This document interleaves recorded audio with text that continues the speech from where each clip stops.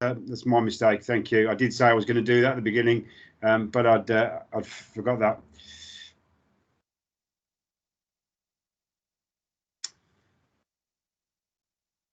David, yeah. Could I just chip in here for a second, if I may? And by the way, I didn't explain this. I started with the Royal Ulster Constabulary, by the way, and giving financial advice 22 years ago. And PMM has started from a dot to giving financial advice to most of the branch boards across the UK, the whole of Scotland and Northern Ireland. Andrew doubles up as my son-in-law, and he lives here in Northern Ireland. But I have teams right across the UK who are able to deliver good advice. And in all the years that I've been involved in giving pension advice, this period has been the most confusing and very often distressing. And what Andrew was referring to, he said that it's very dependent on when you are choosing to retire. And there are variables. And we are not actuaries, we're financial advisors. And what we do is we take your situation into account. We set out a timeline. We look at what we call your life cycle cost plan.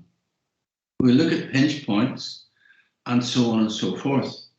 And then it's against that we advise you what your optimum dates are. Okay. There is something that I always mention at this point that people don't tend to take into account.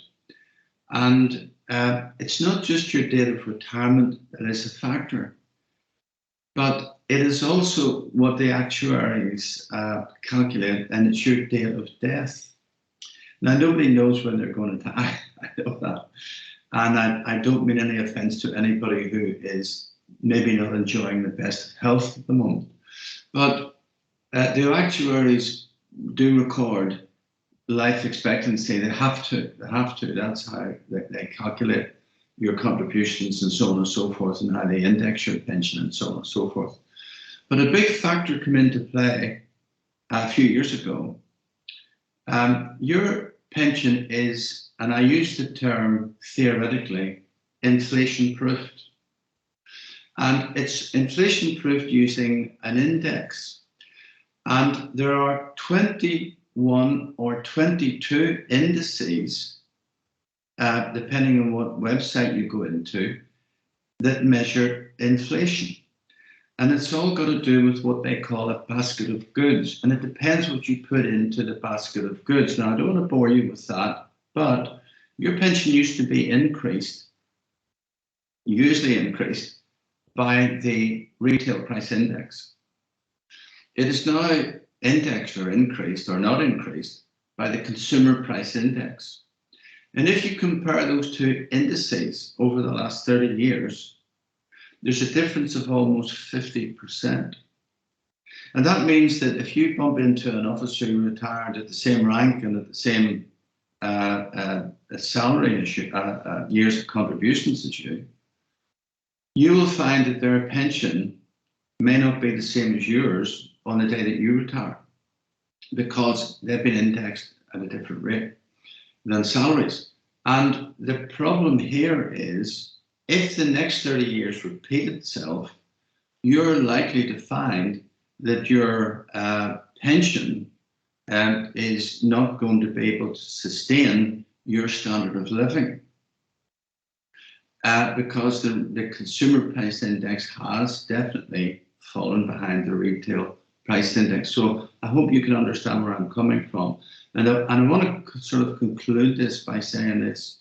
There's another factor which people don't take into account, and it's not just date of death. In other words, how long you can live to enjoy your retirement.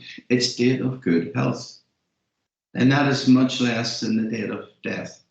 So we will ask the question, how long or when do you think you will be able to enjoy your pension the most? In your 50s and 60s or your 70s and 80s? And I think you know the answer to that. So unless you are planning to become the richest people in the cemetery, okay, we are able to advise you how best to use your commutation and your pension so that you can enjoy it when you can. So I hope you can understand that. So it's not just a simple matter of actuarial calculation here. We set it all against the backdrop of your financial circumstances, if you've got children, what ages they are, and so on and so forth. And we set out that life cycle cost plan, we set out the pinch points, and that helps us to give you the best optimum date that you can choose to retire. So I'm going to shut up at that point, okay? And just to say, please don't contact Andrew for one-to-one. He's looking after the police in Northern Ireland. He is absolutely up to his neck. We are swamped at the minute with one-to-ones. I've had a conversation with John, and John and I are going to work out and manage the expectation as best we can. Please, and I mean, you probably won't believe what I'm going to say, but please don't come on the website to register for one-to-ones. We will give you a date at some point that is in time for you to retire, and we hope that this evening's presentation will have given you some assurance that we know how to handle your situation. Don't get upset about it, don't worry about it, don't fret about it. There will be a solution, and we will be able to give it to you in due course. Thank you very much. Thank you, David. Just in relation to that, I'll cover that bit off now so people aren't asking the questions. We will, if you are wanting one-to-ones, then please email into our normal public email inbox that you emailed in to get the link for this tonight, saying you want one, and we'll collate a list of those, and then we'll be able to forward those on to David and to Debbie, so that we can arrange for those to be done for you. And then once we've got an idea of how many, we can then manage expectations from there on afterwards. So thank you, David, for that. Yep. So Shay, Alex, got a couple of the questions. I'm thinking, I'm just trying to go back now. I think Mark Miller was the first. So Mark, our force has its own pensions portal. So they are doing pension benefit statements in there. They are obviously, as they are at the moment, without the remedy applied, because we need to wait for the remedy to come into force before the force will then look at and will then reflect it within that. But there are individual benefit statements. Debs? Just to say, we're very lucky in West Mids that John Davis, who's the head of pensions, is quite progressive in his attitude compared to some forces. So this is a good thing for West Mids officers.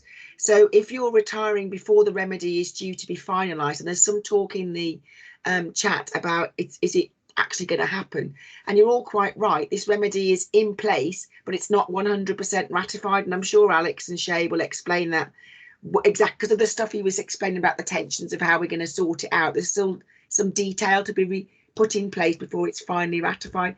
But John Davis is saying if you're retiring before the ratification comes into play, they will honour the ratification as if it had happened. As long as you let them know 60 days out, they'll let you know what your cost is, so that you will be able to go as if you've re-entered your legacy scheme, if that's the best for you. So that's quite a good, I mean, you wouldn't have known that, Alex or Shay, because it's something that West Mids have brought in through John Davis. But you can get your self-service, through self-service, you can get your pension benefit statements, and you can put some hypothetical dates in. What it can't do is it's unable to tell you what you would have had should you return to the legacy scheme. So there's mechanisms for doing that in a one-to-one. If you come on the retirement course, there's mechanisms to do that. But the pension benefit programme that is as it currently is within the shared services doesn't do that yet because it's not been ratified. So it can't do what it's not been programmed to do. Mark, I see your hand's just gone up. Is that just to come back onto this point? Yeah, just very quickly, sorry to take everyone's time, but that was my question really, because we can look at I've looked at it as probably many other people have at the current thing, but it's very much guesswork and doesn't give me an accurate reflection of what I will or may get. So the question was more about once remedy has been finally finalised, and if it does become 1st of April, you know, do we get, or do the pensions department get a period of 3 months to put it all in place, and will we then get a statement within a certain period of time? Because it's been probably, well, since 2015, if not before, since we've had a proper projection. So we've got no idea as to what we actually are going to get. It's just a bit open-ended, isn't it? We're in the dark on what we're going to get and when we're going to get it. Yeah, I mean, I have every sympathy with why you say that, and I think that's a view that's shared by all, and it's not acceptable. What the government have said is that the remedy period ends, obviously, end of March next year, and therefore, as of the 1st of April, people move into care.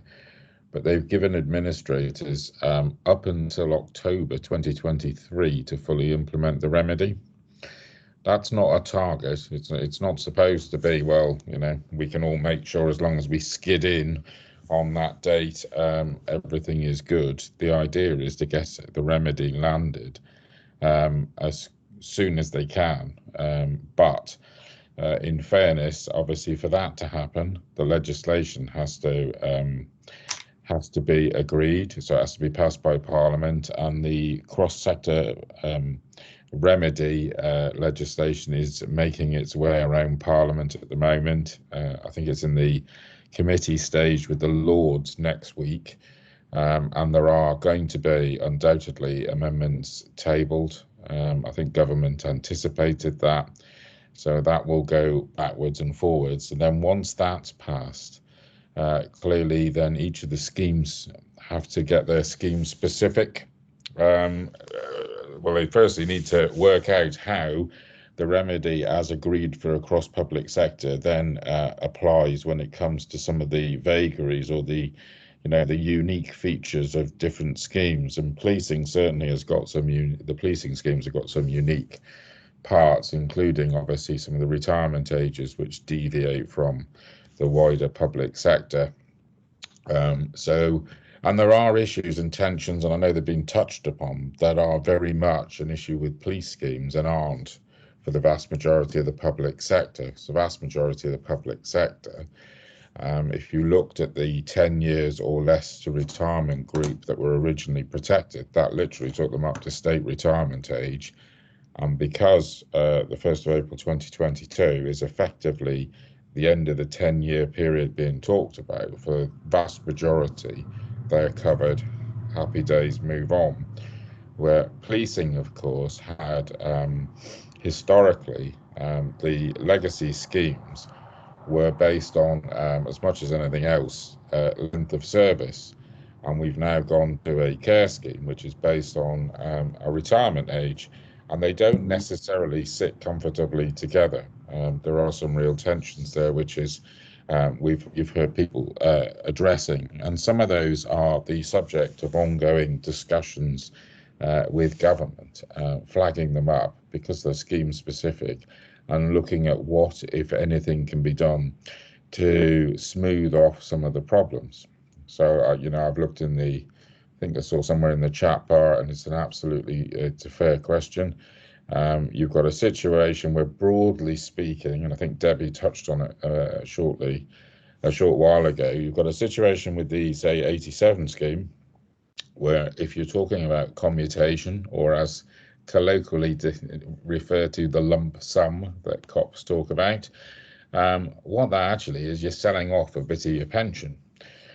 So the younger you are when you sell it off, because of course you're therefore going to be hopefully alive for a longer period of time than somebody who's waited until they're at death's door to do it, the higher the value. Now that's fine, and of course, as we know, and I think David mentioned earlier, you could join the police at 18 and a half, and therefore at 48 and a half, 30 years later, you could be looking to sell off part of your 87 pension. That's a good young age, so it's going to have a good value to it. But we now got a care scheme pension, of course, that's basically designed for people to work until they're 60, albeit you can access it actuarially reduced at 55, and there's a real tension. So there is a real tension between, hang on, I've got to stay in relation to that pension really until I'm 60 ideally, but maybe 55, otherwise I'm going to get further hit with an actuarial reduction on that one. But if I do that, I'm now older, so I can't actually get the same value for the commutation. So we are having those discussions with government, and it's the scheme specific stuff in particular, which is, you know, sort of around the area where the discussions are really taking place at the moment, because albeit there are still some glaring holes in the cross public sector approach, not least how it interplays with the tax legislation and the tax situation. And if any of you have, for whatever reason, found yourself bored enough to read the government's response to their public sector pension consultation, and if you've got insomnia, that's almost guaranteed to cure it, you will find that when it comes to talking about the tax position, it really just says, yeah, got to do something about that. We'll get round to it in a bit. We'll let you know. There's no detail. It's not nailed down, and that's clearly subject to quite a lot of ongoing work, not least because it's an absolute nightmare, because you end up having to go back each year since people have potentially been in the wrong scheme and unpick the implications on whether it's tax relief on contributions, if people are hitting annual allowance breaches, that all has to be recalculated, etc. There are obviously laws around how far you can go back with tax situations, which doesn't actually cover the full period of the remedy. So what do you do about that? Then you have the thorny issue around interest on any money owed, or, you know, whether to one party or the other. So there's a whole raft of things that actually what looks really easy at the start is much more complicated than just flicking a switch and saying, well, yeah, we'll say you were in that one. And that all has to be worked through, which is why it's not quite as easy as just saying, yeah, 10 minutes work and we're sorted. Administrators rely really heavily on software, as you'd expect, don't we all these days? And of course, that has to be designed, written, tested, rolled out. It's clearly going to get used in anger, so you don't want it having glitches and errors, because that will just be a disaster. You've got people who have retired, as we know, particularly on ill health, and they're going to have to retrofit their pensions. People going out the door now, and depending, it's like a postcode lottery. Actually, it sounds like the West Mids have got a good result. I think it's a sensible decision, actually, because if you don't do what they call immediate detriment, that is giving people who are about to retire now the options, knowing what the legislation, the broad brush of the legislation anyway, is going to do. So if Fred is about to retire, letting Fred say, I want to count all of this time in my original pension scheme, yes, it will need to be revisited when we know the final details, but hopefully it's a tweak here and a tweak there. It's not going to be major. Better that than Fred goes out based on bit care, bit legacy pension, and someone in 12, 18 months' time scurrying around, having to retrofit that and work out who owes who what and all the rest of it. But some forces, that's the approach they've taken. So genuinely, I think, you know, great news if you're in the West Mids and about to retire, because they're on it. You know, I can tell you, and you know, as an example, if you're a cop in Merseyside, they're not playing that game. And, you know, you've got people going out the door now who are on the wrong pension. We know they're on the wrong pension. And, you know, if they're lucky, in 18 months' time, maybe somebody will get around to sorting it out for them. But I certainly wouldn't be very happy if that was me. I'm going to shut up now because I feel like I've rambled on. Shahid? Thanks, John. I have to say, I'm laughing. Can I chip in again, if I may? Something I should have mentioned here. And by the way, Alex, I have a solution to the whole thing. let's all just go back to the 1987 scheme. There you are, 10 seconds and it's all over. One of the things that I would say to you is this. We can talk to the pensions administrator on your behalf. And I think this is something that I think will help you. Very often an officer will go on and talk to the pensions administrator directly themselves. And the problem is, and I want to qualify this before I actually say it, if I want advice on policing, I will come to you. I don't expect you to know anything about pensions or finance. If you do, I'll shake your hand. But you are likely to go on and maybe not ask the right question. And you will get an answer that you'll make a note of. And after you've sat down and thought about it, you probably won't understand it. And that will cause you more confusion. We are asking the administrators, for those people who come to us, we are asking on your behalf with your authority. And they know that they are then talking to somebody who actually knows this pension scheme and what you're talking about. And then we can come back with the right answers for you, in as much as the pensions administrators can give the right answers, by the way, at the minute.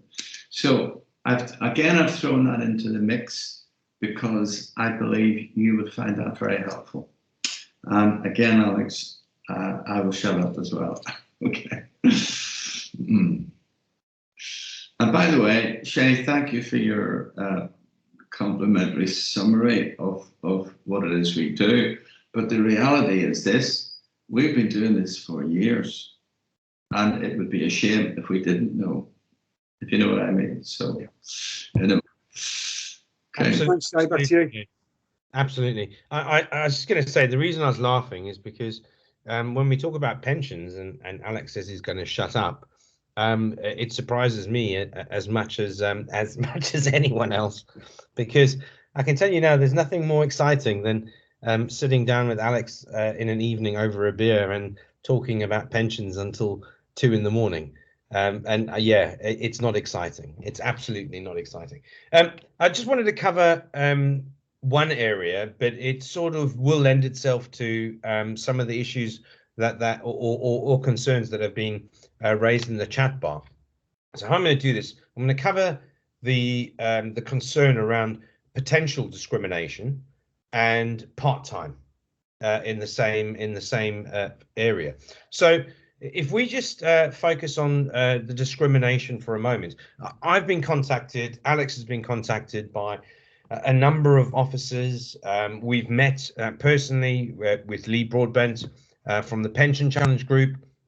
We've spoken through concerns with that the potential remedy will cause, and this issue around discrimination. And we always presented with the Bob and Jane argument, and said, well, this is clear age discrimination. How can one receive both and the other have to wait and then be subject to an actuarial reduction on it? And as Debbie pointed out, in her response, it's not quite as clear, cut and dry as saying it's age discrimination. Now, just a short, brief history on discrimination. Because something is discriminatory doesn't mean that it's unlawful. That it's unlawful, right? So you can have something that is discriminatory, but as long as it's a proportionate means to achieving a legitimate aim, it can be deemed lawful. And a really, current example of that within policing is colour vision. So if you're a colourblind officer and you can't you can't pass the colour vision test, you can't carry a firearm. Now that's a protected characteristic, a colour vision deficiency, and you would say, well, that's discrimination all day long, but it's not. It's not unlawful discrimination, because the force is making a decision based on the fact that there is an associated risk with that, and because of it, that discrimination is deemed lawful.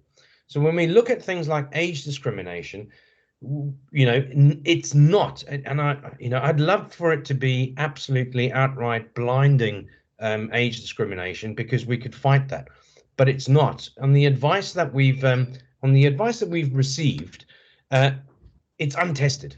Okay, so there's nothing there that says this is a corker, this is a home run, this is something that we can achieve.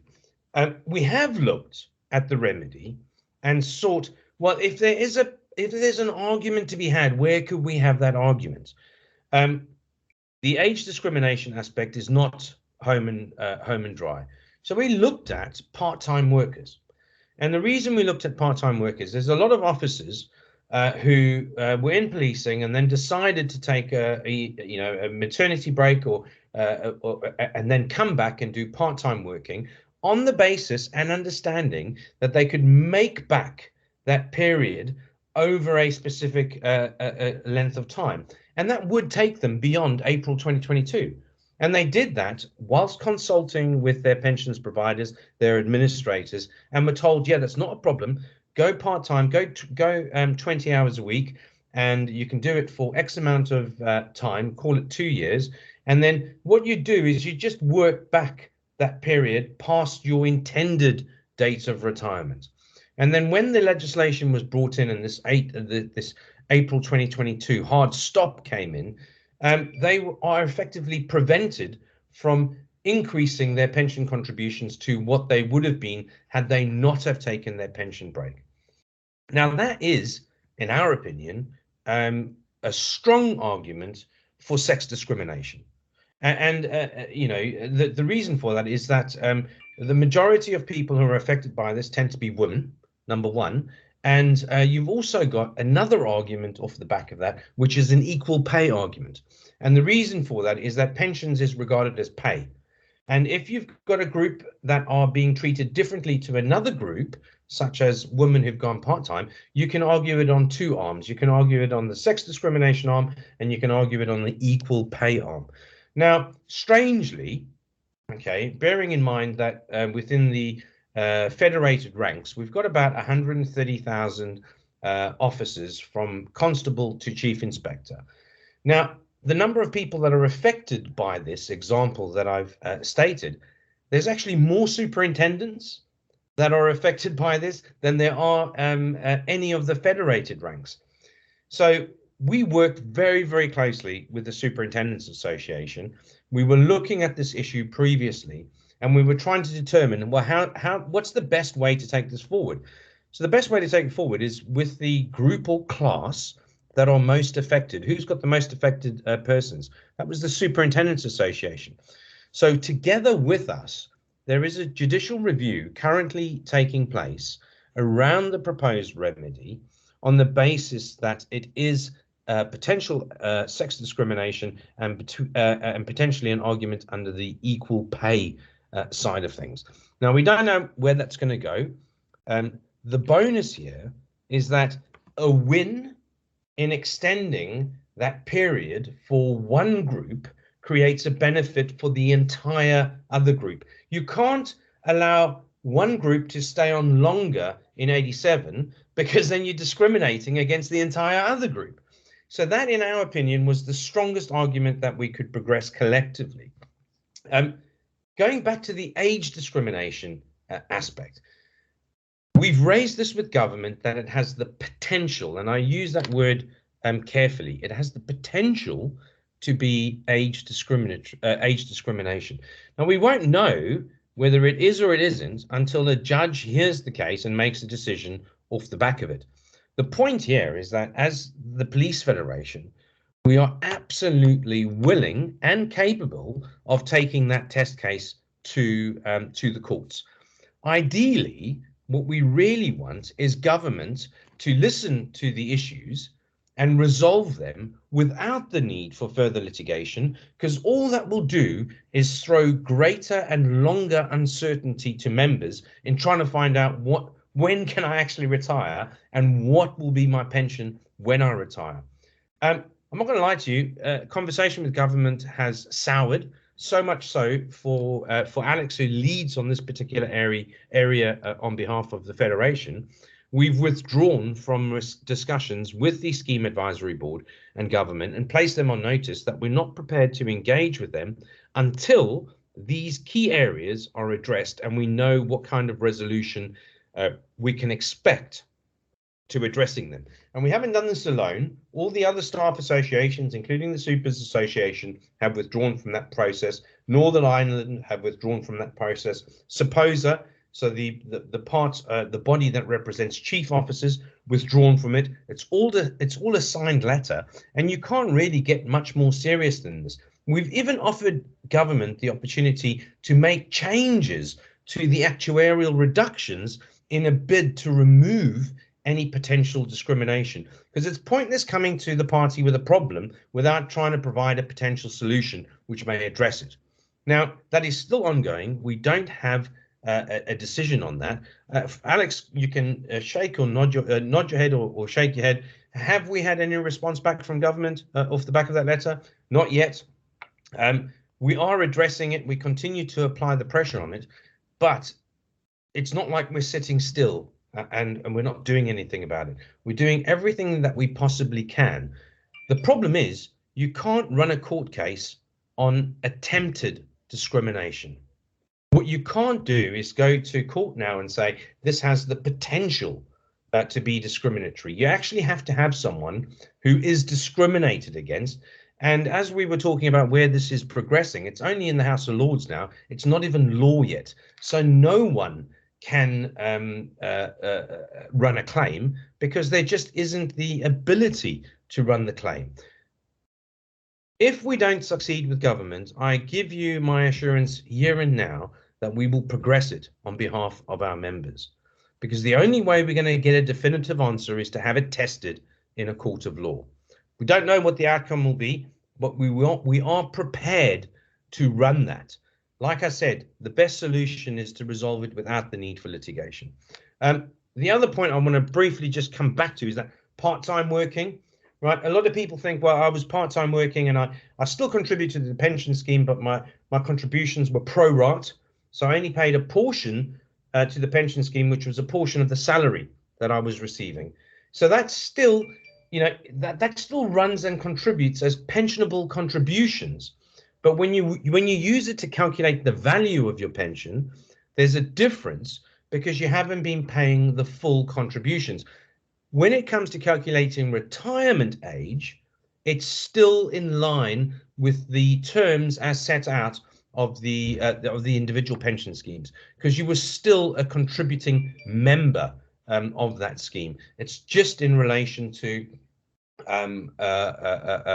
calculating what the value of your pension will be. I know some questions have popped up while I've been talking. As they still linked to discrimination, I will carry on. I know Mark's asked a question about legal costs.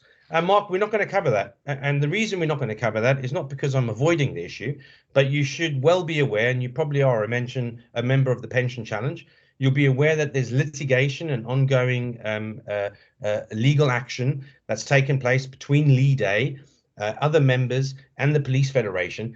And it'd be completely inappropriate of me to enter into any of that sort of discussion when there's ongoing litigation. And more importantly, I can't, because I would be disadvantaging one side or the other side by doing so. So when we talk about that particular subject, I'm not trying to avoid it. The simple fact is I can't talk about it because there is ongoing litigation. And as for Tim's point, Tim, I think I've already said that. We are happy to test it. We are happy to run with it. But it's, you know, the one thing I need you to understand and to take away, and you know, everyone on this call who's spoken tonight is broadly of the same mindset. It's not clear and cut age discrimination. It needs to be tested. We are happy to test it. You know, one thing that wasn't mentioned in the earlier presentation, and David might even come back on this point with me. The most dangerous thing you can do as an individual who is a member of a pension scheme is make a decision based on what your mate says, or based on what you read on a blog, or based on what you read on Facebook or Twitter. Everyone's pension circumstances are individual to them, right? Just because John can retire at this date and the calculations are great for him, it does not mean that they are great for you. There are a number of factors that need to be taken into consideration. Your rank, your current age, what your financial commitments are. I mean, you don't make a decision to retire based on that date in the future because your pension scheme. You make a decision to retire based on your financial situation in that moment in time. How much is your mortgage? How many loans do you have? Are you divorced? Do you have a pension sharing order? There are so many factors that need consideration around it. By thinking that you would just, not contribute to the care scheme at the stopover date, or you're going to retire at this date, doing that decision without taking sound financial advice, such as that which is being offered through David and his team, it is quite honestly ludicrous. You are paying an absolute fortune every month into something that that's going to have to sustain you beyond your working life, to keep you afloat until the day you die. Surely, with the amount that you've paid in over that period of time and the amount of money that this is involved in, you want to be taking every single precaution that you can to ensure that you are sighted on all your options based on your personal circumstances at the time, not someone else's. And this is where I will shut up, and I'll go back to David to say anything on that. I mean, this is a very, very valid point. And we have rumours abound. And every time there's a change, the rumour machine is in full swing. And we mentioned this, actually, if you remember, Shay, at our last presentation.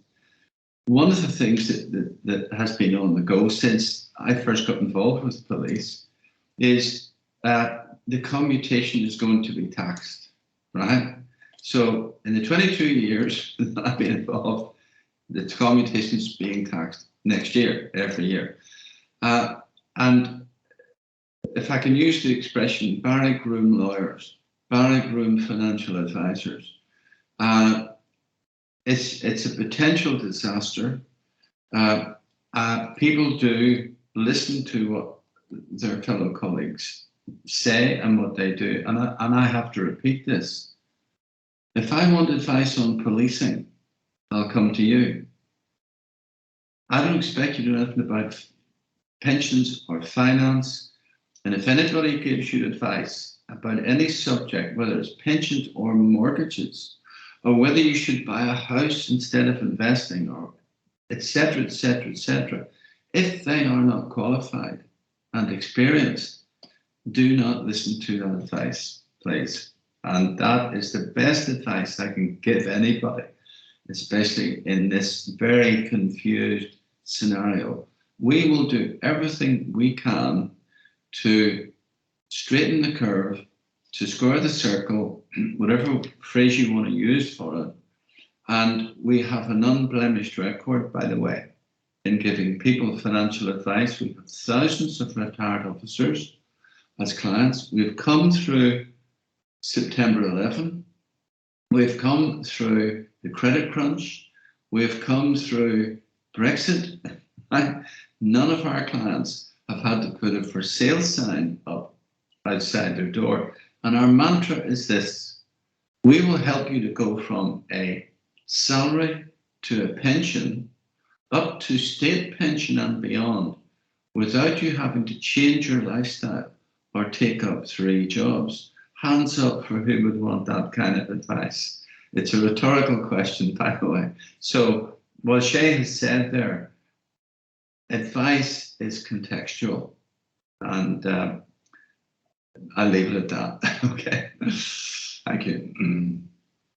Do you want me to answer that question that Jenny's brought up? She's raised a point in the chat. Okay, so I was teaching in Westminster today. I was doing the pension, as John knows, because he bumped into me at Guardian's house. I was delivering the Police Money Matters retirement course in Westminster, and we go through this for most of the morning. And we have an officer today, I can't mention their name because obviously it was a private course, but they have got 29 years service in April next year. And they're due to get 30 years in July next year. So 3 months after the pension changes. So they were of the mindset, because of what they'd read on social media, that there was going to be very little point in staying in the 2015 scheme. They were only going to be able to get the 87 scheme to take them to April the 1st next year, which was going to give them 29 years and 9 months service. And then on their 30-year service point, they could retire and take their pension, is what they thought. And I had to break it to them, and it went down like lead weight. But I had to break it to them that the only way you can bring your 1987 pension into payment, there are 3 ways of bringing it into payment with a larger lump sum. And that is, you reach correct me, Shay or Alex, if you think I've got it wrong, but you reach 30 years pensionable service, i.e. you pay in to the pension for 30 years. And what Shay was saying is, if you're working part-time in that year, you won't get the 1/60th.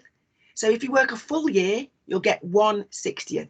If you work 50% of your hours in that year, you'll get a full year of pensionable service, but it'll only be worth half a 60th.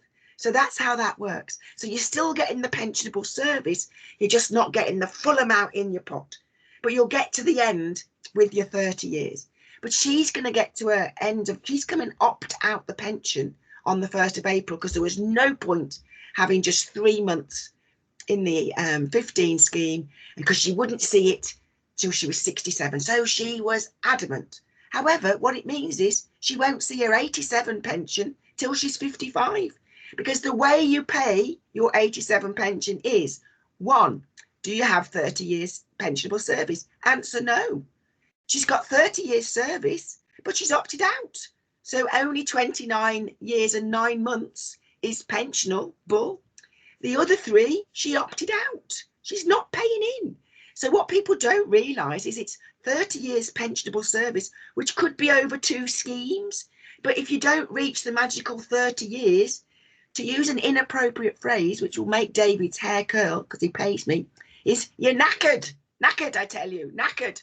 Because your next opportunity as a PC or a sergeant is 55. Now imagine if the poor girl had been an inspector. So she is an inspector now, age 49, with 29 years and 9 months service. And then she has a pout, my phrase, not David's, because he's going into meltdown now.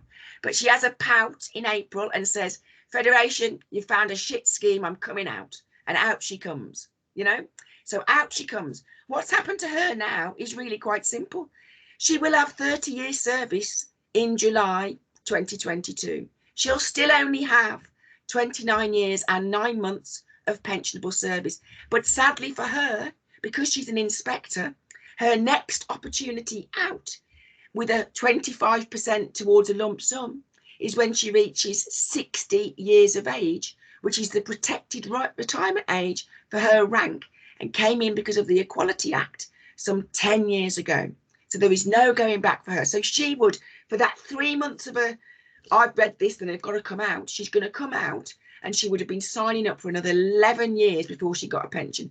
And on top of that, instead of getting a factor for a 49-year-old on her lump sum, which was never going to go up, she was never going to get any more than 29 years and 3 months and 9 months in that scheme. So she was only ever going to get 39.5 60ths. But that 39.5 60ths was going to be at a rate of 24.2.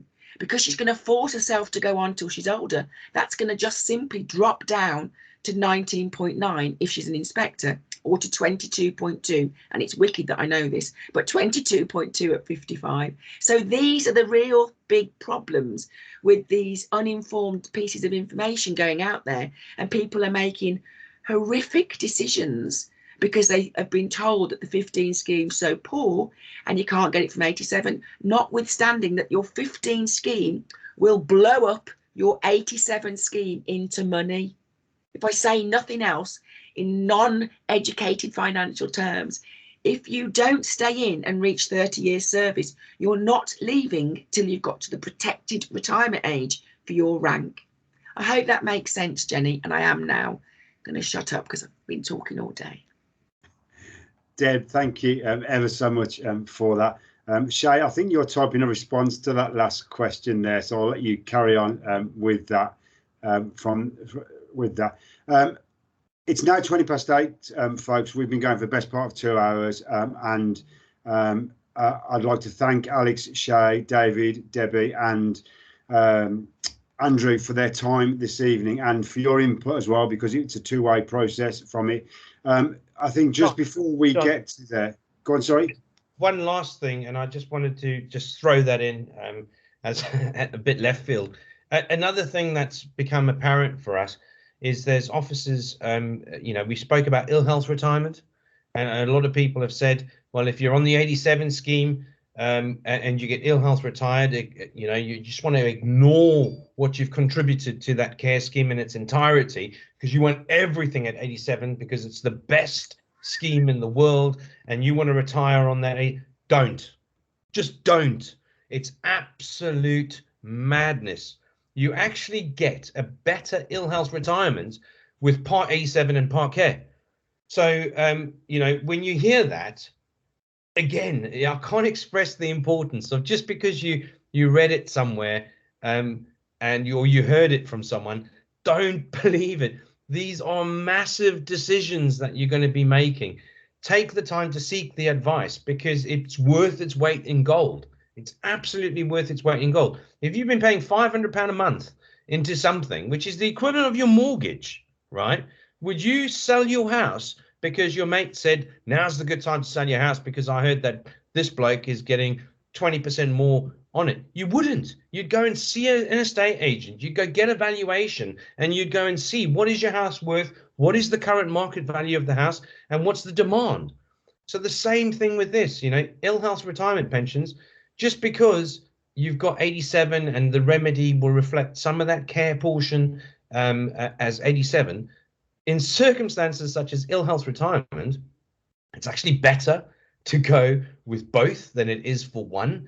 And similarly, a lot of people who were on the 2006 scheme, right, when you look at your 2006 scheme and you see this remedy, you really don't want to be thinking, I want everything in 2006.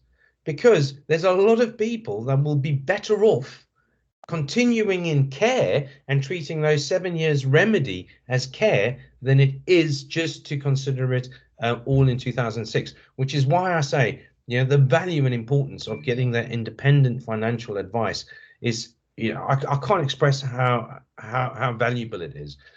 It's worth taking that time just to get that figure on paper through professionals who are governed by the Financial Conduct Authority, who will give you an answer that is tangible.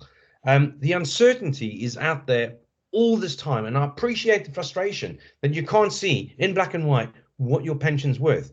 I mean, there is a pension calculator coming. There is a pension calculator coming. How long we have to wait for it, I don't know. It's in testing phase with the Home Office. It will be able to reflect the remedy and the way that the care scheme is calculated, which is very confusing because it's compounded every year with 2% plus CPI, but CPI changes year on year, and some years it's a negative number as opposed to a positive number. So, excuse me, there's no straightforward way of determining it. You can average it out, but there's no straightforward.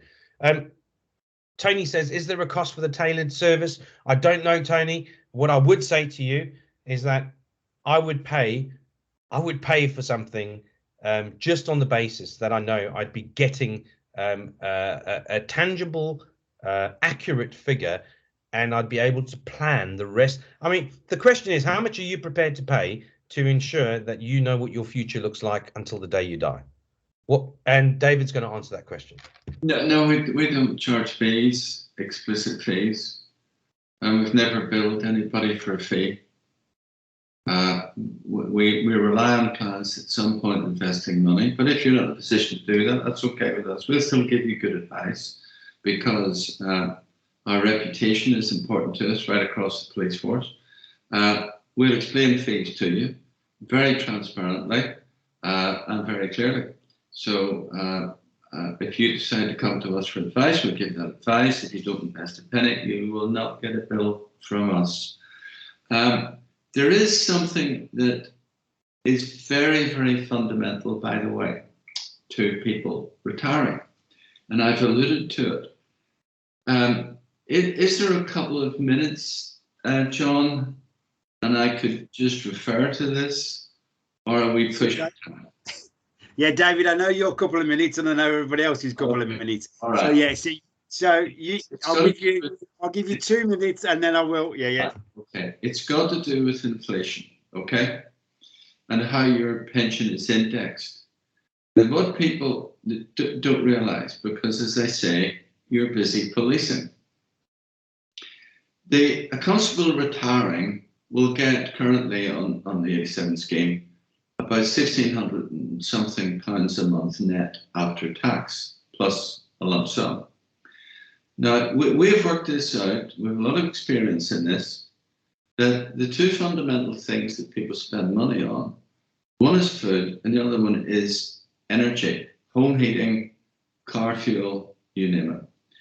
And I'm not going to get into an argument with anybody, but the average works out for those two things for a family, to those two elements, is about £1,000 a month. Now that's 2/3 of your pension. Okay. Now inflation has a greater effect on a pension than it has on a salary. Why is that? Because those two elements take up a higher percentage of your expenditure than it does for your salary, if you see what I mean. Now, what's that got to do with anything? Well, currently, there is a shortage of wheat in the world. Okay, I'm not going to get into all this detail. And there are 21 global emerging economies, such as China, India, South Africa, Russia. And their demand for food and fuel is increasing. And they have currently somewhere between 4 and 6 children per couple, whereas in the UK we've got about 2 on average children per couple. Where do you think the demand for food and fuel is going to come from? And do you think, and we can't predict, we're not allowed to predict, but do you think in all probability that food and fuel inflation is going to remain low? We think it's not. And if your pension is going up at a certain rate, and the two fundamentals of food and fuel are going up at a higher rate, at some point those lines will cross and all of your pension will be taken up on those. Now, that is why we talk to you about investment. And I will shut up at that point. I hope you're getting my drift, because people say, oh, investment is risk. If you do nothing, you're going to be at risk.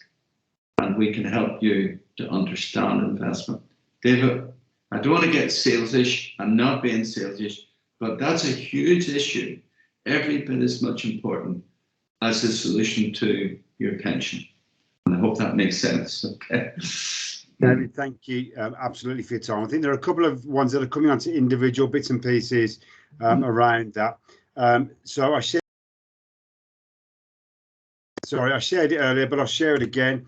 If you are wanting some individual consultations or individual advice off David or the PMM team, email us in at that address, which is our on our website address, with your contact details. We'll link that into the spreadsheet we've got for tonight's attendees. And then once I've got an understanding of the numbers involved in that, I'll have a conversation with David, Debbie, and we'll work that out and get back to you with an update around that, around the individual times. I really would like to just thank all of our presenters and all of our speakers for giving up their evening tonight to come along and do this as well around for us. I hope it's been beneficial for you all, and that you've got a little bit of a more understanding around pensions. I certainly have as well. I learn every time I come along and listen to these. You always learn a bit more around it. So thank you for your time. Thank you to David, Alex, Shay, Debbie and Andrew for coming and speaking all, and yeah, good night to you all.